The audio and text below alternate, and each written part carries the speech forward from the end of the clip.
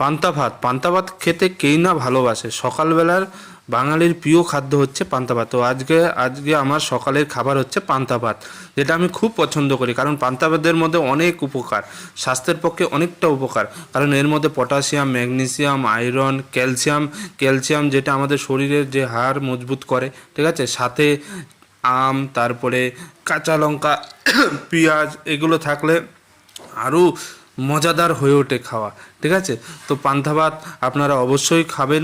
কারণ পান্তা ভাত যদি ডেইলি খেতে পারেন আপনি সকালবেলায়, ঠিক আছে, তাহলে অনেক ফায়দা থাকবে আপনার শরীরের জন্য। তো কাঁঠালও আনা হয়েছে, তো কাঁঠাল আমার খুব একটা পছন্দ নয়, সাথে আমি ডিম ভাজা নিয়ে নিয়েছি।